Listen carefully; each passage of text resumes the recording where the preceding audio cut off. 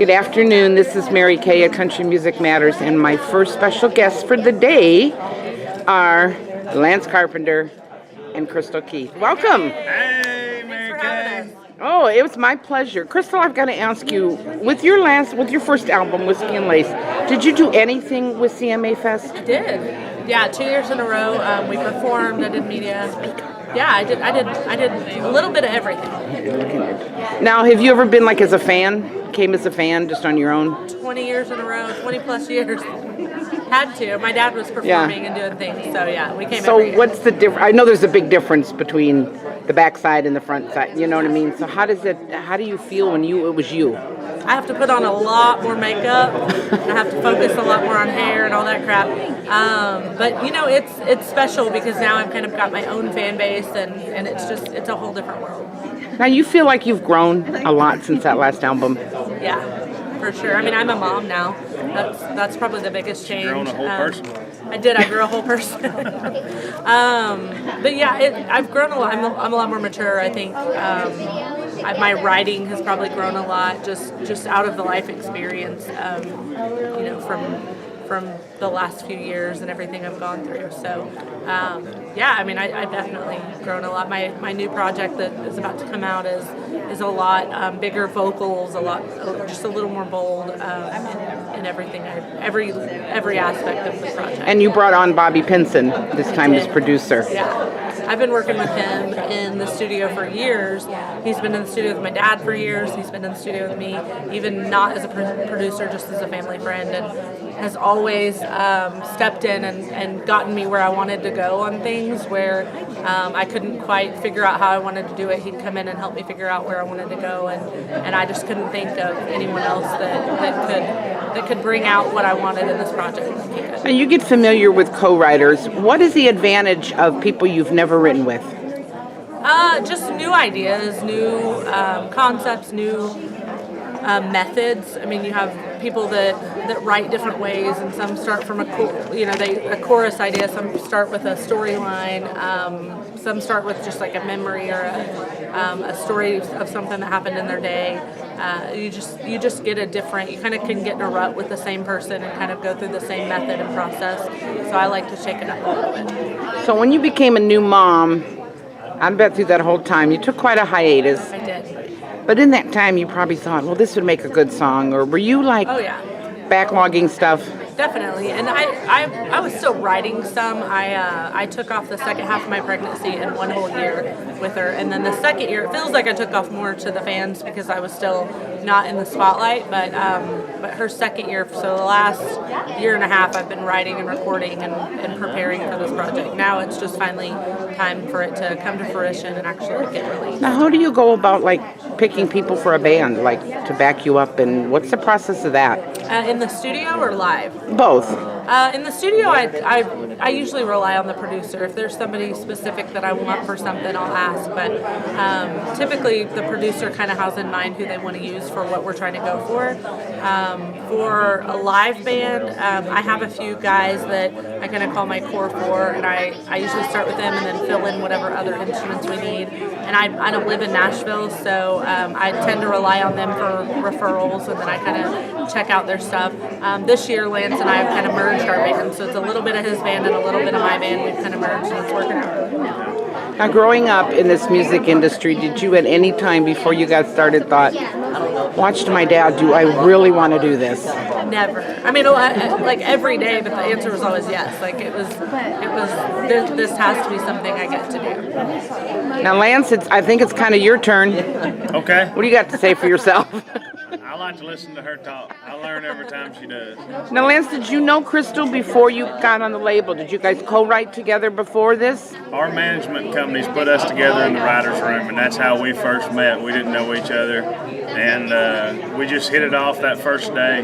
We were writing with my buddy Philip Pence, and it was like I was in the room with my little sister. We just had a good time cutting up and broke and had lunch, and we might have ordered the same thing for lunch. We eat really similar. Now that we've been on the road for 21 weeks together, and everything we order is pretty, like we're both pretty plain eaters. Yeah, it was a good day, so we thought, well, let's do this again, and now we've been writing together for a couple of years, and then this all happens. So I want to know, What went through your mind when you got on Toby's label? Holy shit, holy shit, holy shit. Can I You allowed say to say that? that? You already did, but that's fine. Yeah, no, it was, I mean, I've looked up to Toby as an artist, as a writer, as a businessman, as an icon in country music, and have been a fan. And I've been compared to him a lot, either through a little bit of my voice or a little bit of my mannerisms. And I always thought it would be great to just meet him and just kind of see that face-to-face thing. I never thought the day I met him we'd be shaking hands on a record deal. But it was a fun day doing that, and I've got to spend a little time around him and look forward to just, again, with him, you just watch and learn when you're around him. Soak it in. Yeah, you just Learning from the master. Yeah. Now, you worked for FEMA before you did. really got into that, so you've got a big heart. How did your music and your writing, like, help with your work stress, like help you just kind of go away from everything? Well, from the beginning, music was always my therapy. When I took a guitar to college and learned my first 3 chords watching CMT, I had to not think about school, I had to not think about football, not think about girls or problems, because I had to think of where my fingers are going on that guitar and what this hand is doing.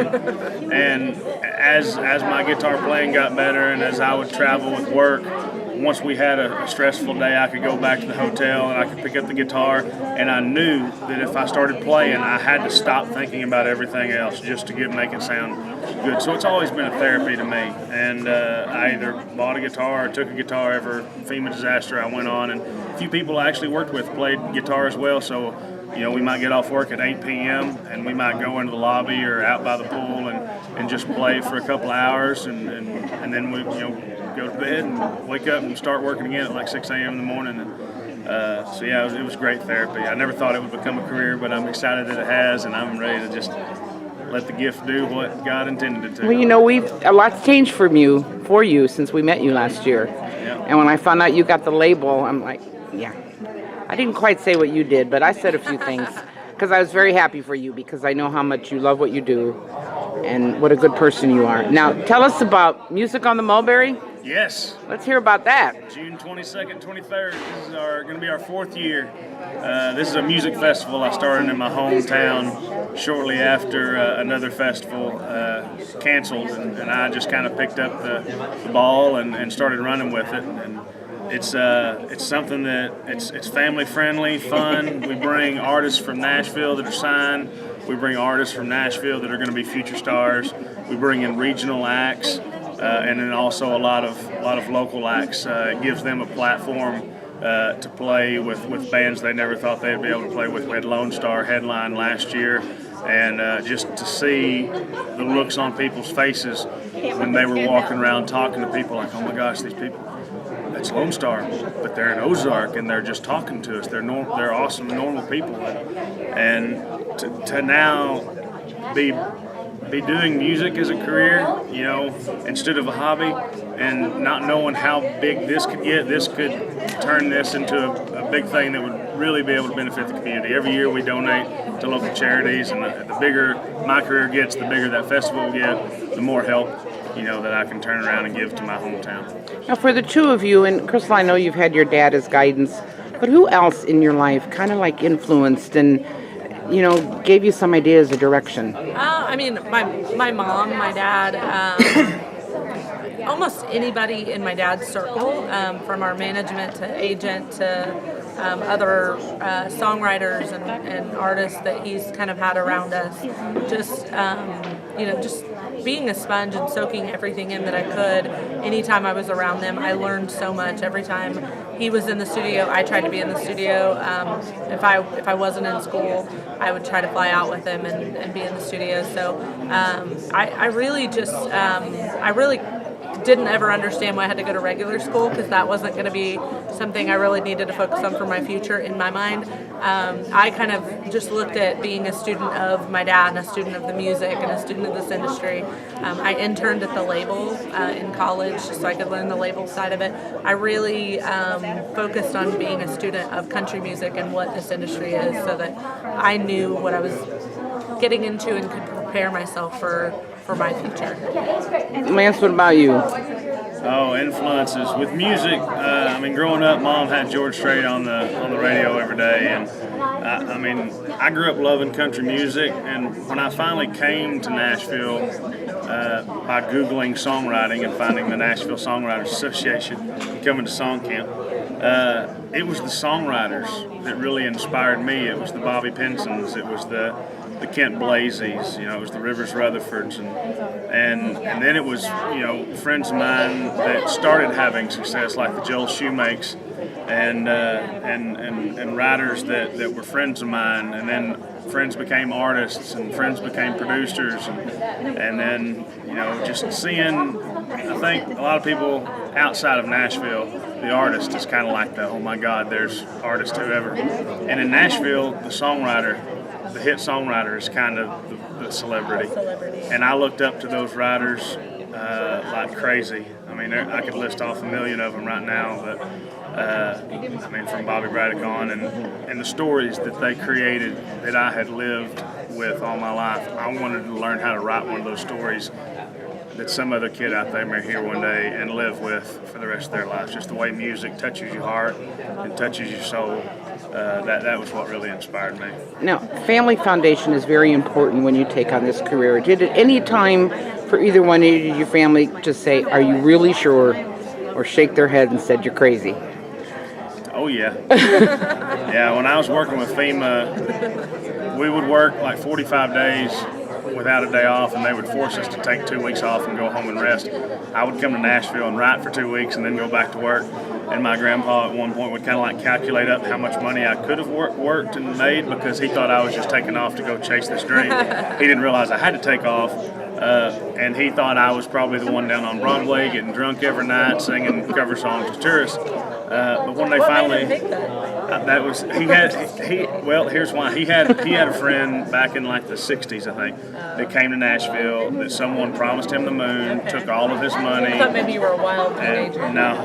Your grandpa's like, oh great. Yeah, he just thought that was it. And when they finally visited Nashville, and I kind of showed them around the Writers' Rounds and introduced them to people, it worked. And then, of course, when the Kelsey song hit real big, then they realized that I was going to be able to provide for myself with music. So now, do we have more songs in the works between you two, or? We do have some songs that we're going to be recording, maybe releasing, but after anyone else does its thing, goes to the top of the charts, obviously. Then we both have solo projects we're going to put out, but we definitely have some songs that we may come back together on. Yeah, a lot of touring this year. So we're considering recording some of those and putting those out at some point. Okay. Touring this year, more stuff coming up? We've joined our bands, and we're going to be going out touring, playing shows. Yeah. We're opening for my dad in Hinkley, Minnesota, the day my EP comes out, July 13th. We'll be there opening for him, and then we've got several other shows that are popping up now that we're kind of on the tail end of our 21-week radio tour. We've done 21 weeks. I think we have a few more weeks in us, and then it shows from here on out this summer. So where can everybody find you guys? I'm going to hit rewind real quick on okay. that, 'cause there was a little piece of my story I didn't say, and it's a really important one, about my grandpa. He came down and we went to the Opry one night.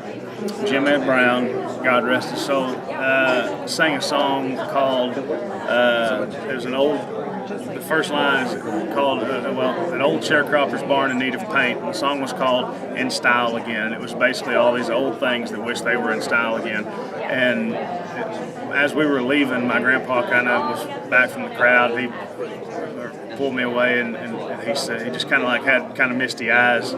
We say our eyes were sweating, we weren't crying. But and he said, I understand how a song can make you feel. He said, that's exactly how I feel. He was 86 years old at the time. His health's going down. He said, I understand what a song can make you feel now. You keep writing songs. And so that was one of those moments where he really was touched by a song. So that was a big moment. But yeah, where you can find us. Where can we find y'all? Facebook, Instagram, all of that, Spotify, iTunes, all that good stuff. Both of our websites have all the links. Okay. Well, we thank you. We know you have a very busy CMA Fest schedule, but we're so glad we finally got to hook up with you. Lance, congratulations. It was great to see you again. And Krystal, thank you. Have a great time. You're welcome. Bye-bye.